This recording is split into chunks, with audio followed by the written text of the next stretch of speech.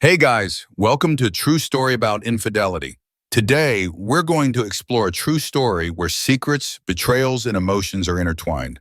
Don't forget to prepare yourself mentally because what we're about to tell may surprise, empathize, or even make you think deeply. Let's get started. My ex-wife cheated on me with my golden child brother and gave birth to his baby. Now my family. Story 1. My ex-wife Mary cheated on me with my golden child brother John and gave birth to his baby. Now my family, which always hated me, begs for money after I get promoted. I, James, 29 Maine, got divorced from my wife Mary, 27 Fev, 2 months ago. She'd been cheating on me with my estranged brother John, 27 M, for a while, and 4 months ago, I finally found out when she told me that she was pregnant. Initially, she tried to convince me that the baby was mine, but John's frequent visits made me question everything, so I decided to check her phone. I confronted her about whatever I found, and she ended up confessing that she'd been cheating on me with John since she pretty much had no other option anymore. My family and I hadn't been on talking terms ever since I left home when I turned 18. They'd always treated me like an outsider, even in my own family, and John was the golden child. I thought that it was a little weird to start the party meant for me without me, but then I saw the cake and completely lost it. I finally confronted my parents, William and Patricia, and asked them why they hadn't thrown me a party for an actual real achievement instead. They told me that after my acceptance letter, they didn't want John to feel left out, so they threw him a party instead, and instead of throwing a tantrum, I should be trying to uplift John as well. That just completely broke me, and that very day I made up my mind to never come back to them ever again. And I stuck to it. I paid my way through college by taking out a loan and working, then rented a tiny apartment with a friend after I was done with college. I never spoke to William and Patricia after I moved out for college, and neither did they try to get through to me either. Of course, ages have passed since then, and last year John reached out to me online to ask if I wanted to reconnect with him and my parents since they really seemed to miss me. A lot had happened since I'd left home. Like 2 years ago, I'd gotten married to Mary.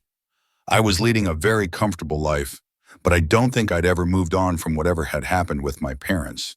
So I did end up agreeing to meet them. It was awkward and felt uncomfortable initially, but they were making an effort to fix whatever they'd done to me in the past. So I felt obliged to make an effort for them as well. So I invited them to my home as well, and I guessed it was my first mistake introducing John to Mary. They met, they started an affair, and she got pregnant. I was really happy when I found out that she was pregnant, since I'd obviously thought that the baby was mine.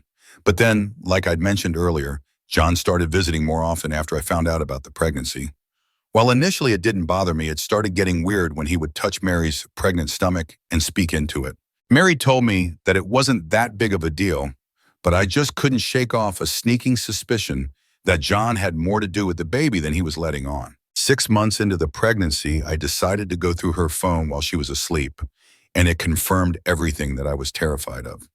The text between Mary and John proved that it was actually his baby, and they've been together for a while now. Not only that, Mary had no intention of ever letting me know that the baby wasn't even mine. She and John planned on telling me about the affair after the baby was born, and then she'd get a divorce from me and finally get with John while they'd live off the fortune with the child support that I'd be paying. The next morning, I asked her about the texts, and while she did try to deny it at first, she eventually gave up and confessed. That was the end of my marriage of 2 years, and, well, of course, William and Patricia sided with John and Mary. All their words about the two of us being equally important to them were just words after all. When Mary and John announced our divorce on social media and her decision to marry him, my entire family was fully supportive of their decision. Nobody cared that they'd ruined my mental health and broken my trust. Not just that, Mary had been lying to me for 6 months and telling me that the baby was mine.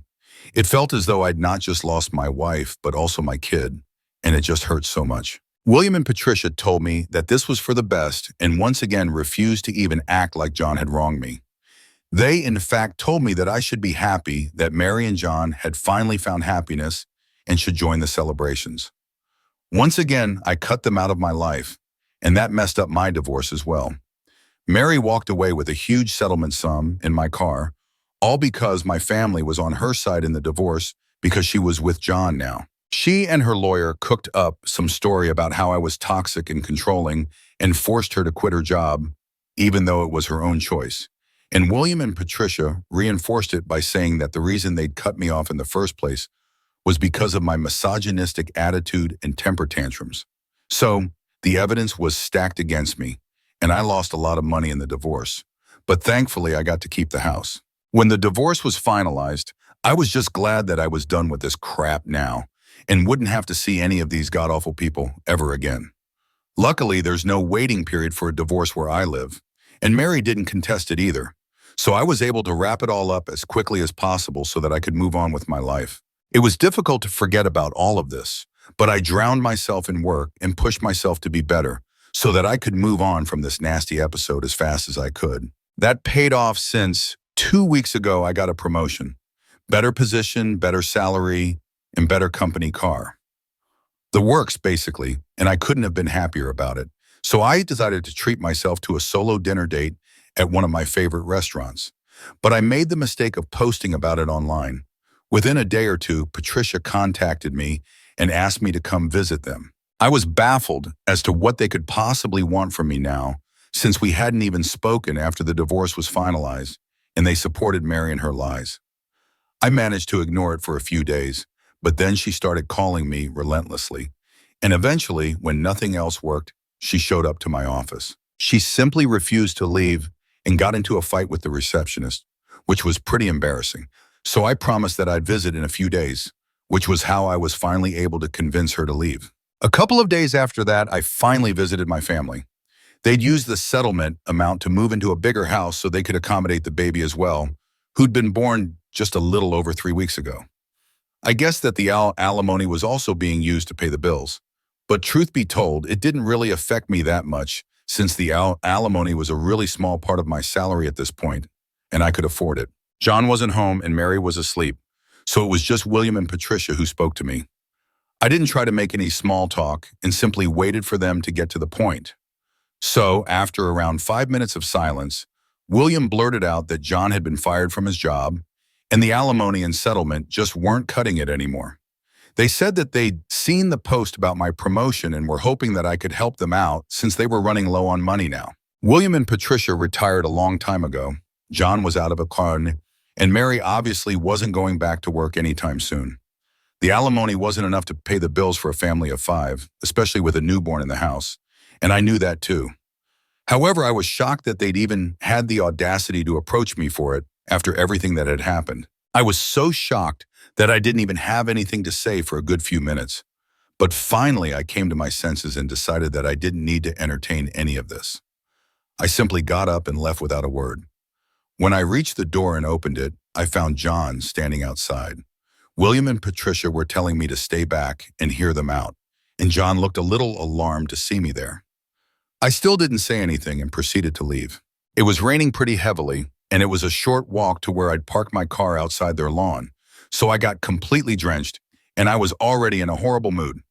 Now this is where I might have been the jerk because William, Patricia, and John came after me, and while I was looking for my keys in my pocket, they decided to ask me for help one last time. This time it was John who was making the plea. He's always been smug and arrogant, a direct result of the way our parents treated us. So it was weird to see him asking me for help, and it must have taken a lot of trouble to convince him, so they were definitely being honest about the bad phase. Anyway, I sort of lost my cool and ended up telling them to leave me alone and that they could beg on the streets if they were really that hard-pressed for cash, since a stranger who knew nothing about them was probably more likely to take pity on their condition than I was. Having said that, I got in my car and drove away, leaving them in the rain. I'm not going to lie, it was pretty satisfying to do that to my family since they'd done nothing but mistreat me my whole life. It's been 2 days since that happened, and well, I'm not sure if I'm right anymore. Patricia has been texting me nonstop, and I feel so guilty for not helping them out. I know I have a lot, and sending them a little money won't actually hurt me, but after everything that's happened, it just feels like I'm being used, quite frankly. So either for not helping my family out with money after they took Mary's side in the divorce, update 1, so I decided not to help them out. It was a pretty big deal for me since I felt awfully guilty about how I was just going to abandon them. But then I realized that Well, they'd been doing that to me my entire life. And even in the divorce, they'd been the ones who had thrown me under the bus. So why should I think twice before doing the same to them? I told Patricia to stop pestering me, or else I'd be forced to get my lawyers involved, and it wouldn't end well for them now.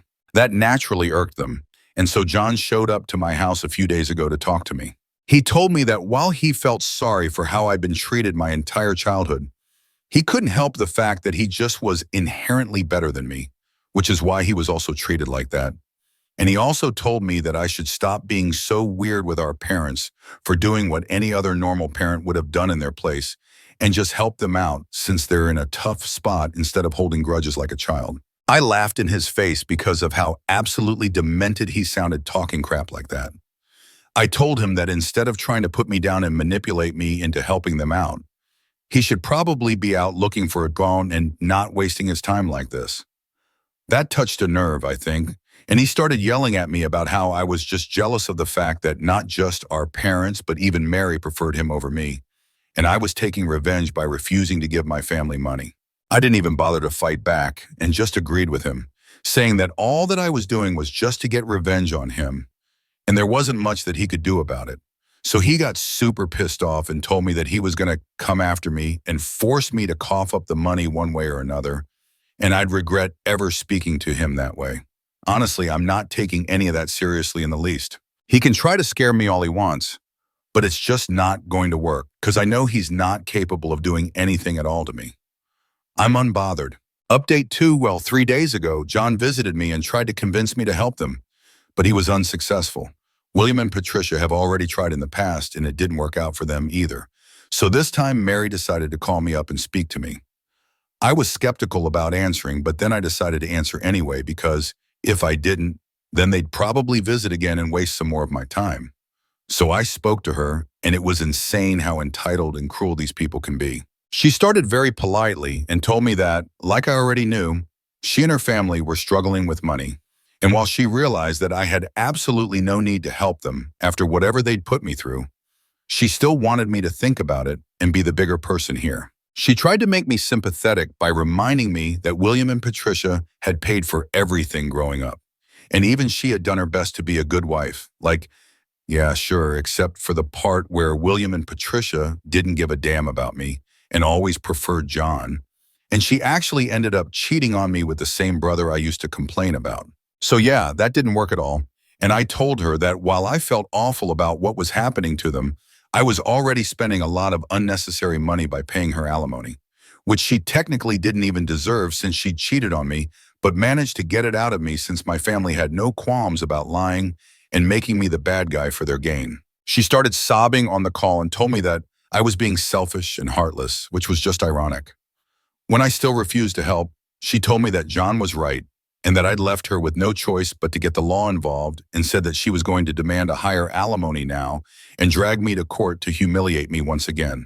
Honestly, I'd like to see them try. The first time around, I was so emotionally drained and depressed that I didn't even bother fighting back or trying to prove them wrong. I just gave in and agreed to pay the alimony without even attempting to prove their claims as false. I never was toxic or controlling or any of those things that they claimed, so she had no reason to cheat on me and so didn't deserve a single dollar out of the divorce.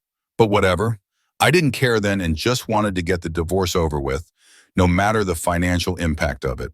This time, though, I'm ready to fight and make sure that I teach my family the lesson of a lifetime. Update 3.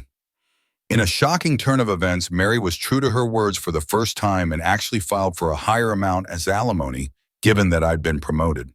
But this time, I wasn't going to let things slide so easily. I got all our common friends involved and told them whatever was happening and even filled them in on past events, since most of them only knew that we'd separated and didn't even know about the real reason. They were all obviously very shocked, and I told them that I needed them to testify against Mary if it came down to it, and they agreed readily.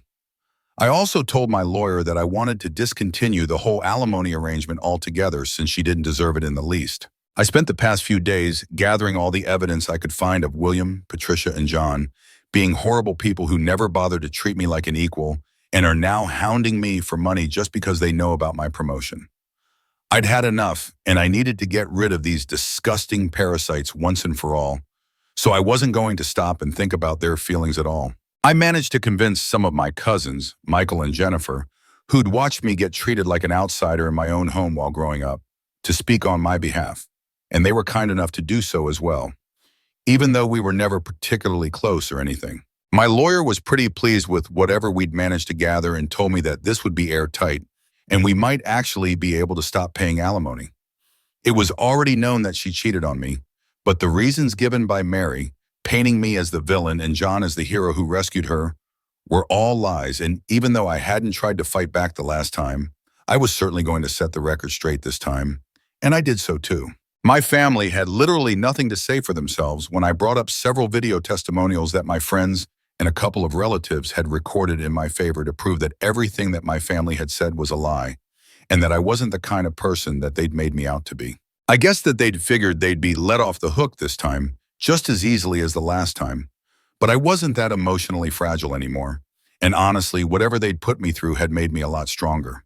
So yesterday, it was finalized that I won't have to pay Mary any alimony anymore in light of whatever new information had surfaced, and I was probably the happiest man on earth when I realized that it was over. It was just so satisfying to see the smug look completely wiped off of my family's face, and Mary looked like she was going to start crying any second now. But yeah, I couldn't care less about her crying anymore and was just simply done with this whole thing. I'd thought that I'd go home and treat myself to some great takeout and a movie, but my family obviously absolutely had to do any and everything in their power to stop me from experiencing happiness. I was only a few yards away from my house when I noticed John's car parked right outside my home, and I was really confused as to why he'd be there. I still went in, and there was my family standing outside my door and blocking my way in. I was very taken aback and didn't even know what to say, but I decided to act like this didn't bother me and told them to get off my property if they didn't want me to call the police. That's when William spoke up and told me that I should be ashamed of myself for what I'd done today. He went on to lecture me about how I had no sense of responsibility towards my family and had betrayed them all by refusing to help them out when they needed it the most. After he was done, I simply refused to answer or engage in any sort of conversation with him and stood there silently. I just didn't want to give them the satisfaction of getting a rise out of me, because I'm guessing that's what the goal was, to get me so emotional that eventually I'd give up and do something rash and stupid. But I'm not an idiot, and their desperate measures weren't going to help their case at all, which they should have realized by then. My silence probably pissed them off even more, and even though Patricia demanded that I treat William with respect and talk to him, I still refused to speak. I could see them getting agitated because they clearly hoped for a huge fight, but nothing of the sort was happening. After some more yelling, John finally snapped and grabbed me by the collar. He then proceeded to try and hit me, but William managed to pull him back just in time while he yelled about how I was nothing but just a jealous loser who would never amount to anything. I mean, it was really funny coming from an unemployed guy still living with his parents and begging his brother for money to live on, but okay. I told them that they needed to leave, or else I'd actually call the cops, and seeing how they're broke, they should probably make a run for it within the next 5 minutes. Begrudgingly, they went away, but not before one last-ditch attempt by Patricia to shame me into coughing up some money.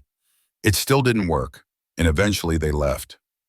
It's been almost a day since that, and they haven't tried to contact me since, and I'm truly hoping that it stays this way now. Now on to the next story. Story 2.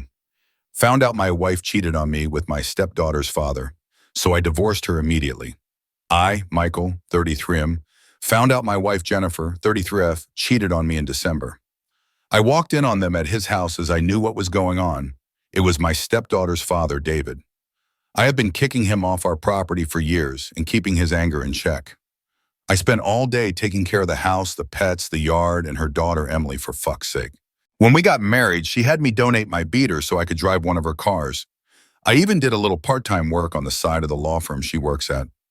My days began at 6:00 a.m. and ended as late as 2:00 a.m. some nights because of all the chores I was responsible for. I tried to forgive her, but continued catching her talking to David and even making plans to sleep with other male friends, all the while assuring me she wanted us to work. She abused me sexually and emotionally, telling me that cheating was my fault because I should have done something to stop it, and using guilt and threats to make me have sex with her when I was clear I wasn't ready for that. She got pregnant after I caught her with him, and I asked for a DNA test. I decided to leave last month and quit my job. Since then, my family has been supporting me, and I struggle every day to get out of bed and even just feed myself. We were married less than a year. I am getting no spousal support, no car, had to leave my job, lost half of my family, her family, my stepdaughter, Emily, and have no home and was left with no money. If it wasn't for my family helping me, I would be completely homeless. My mental health is in a bad place as I have found out that cheating was happening even when we were just dating. It was all fake or some kind of game for her, and I'm left to pick up the pieces. I was cheated on and abused, and I am the only one being punished. I'm told there's little I can do by my lawyer, Thomas, whom I trust a great deal. He is a trusted family friend. What do I do with all this emotion? How do I fix myself? I know I need to take baby steps, get another job, etc. But leaving the house feels like an insurmountable task right now. I'm struggling with severe depression and anxiety in public. Even being with my friends is extremely taxing and leaves me a sobbing mess when I finally can drive home. I feel broken and nothing is getting better, and I don't know what to do. Update: one ex-wife bringing AP to our divorce hearing. Title says it all. A friend informed me that Jennifer will be bringing the AP, David, to the divorce hearing as a final jab at me. How should I deal with this? Several friends have offered to come as support, but some have said I should just do my best to ignore them. What would you do? Update 2. My divorce hearing was finally today. My post history contains my full story, but I was abused by Jennifer after catching her in our bed with another man days after Christmas last year. I tried reconciliation, but as time went on, I kept catching her talking to David and even planning to go see others out of town while getting inappropriate sexual Snapchats and texts from them, and all while lying to my face and telling me she has cut contact every single time. Same story. I finally told her I was leaving and would be filing for divorce, and she told me again that if I left, she would kill. Tell me, here we are though. I am alive, and she is permanently out of my life. I came home from the courthouse and hit a few new maxes in the gym, and I'm all around feeling great. She doesn't know where I live, moved out of town, and she doesn't know where my new job is. This woman, who I love dearly and would have done anything for, took everything from me. My gym, my car, my home, my stepdaughter, Emily, my marriage, my mental health, and potentially my baby, even though I am confident it was David's baby. She aborted it when I asked for a DNA test. This entire year has been an unending hell for me, and all the while she blamed me for leaving and tearing apart our family. By the time she arrived this morning, I was already speaking to Thomas. We just had to be present and get the papers signed by the judge. I never looked at her once, not even when she tried to hand me mail from the house. I just grabbed it and kept walking. I did notice that David didn't come with her, odd, since she had been saying to mutual friends he would be coming. With everything proceeding fine, I was stressed and emotional on the inside, but I kept a gentle smile on my face and kept my spirits high. She was sounding like she was about to cry, but I never looked. It wasn't until I got home that I noticed a note mixed in with my mail. David wasn't there because he got some other girl he was seeing pregnant. I tore it up and threw it away. She had a loving husband, and she cheated, lied, and hurt me till I left her. And she did it for a loser that was seeing other girls anyway. The cherry on top is that David hates being a father. He is lazy, beat Jennifer when they were together, and drops his daughter Emily off with his mother anytime he has her. She called him by his first name and called me Dad because she barely knew the guy. His own mother cried on Christmas while we shared a drink because she was so happy her granddaughter had me in her life. This new baby will destroy his life even further.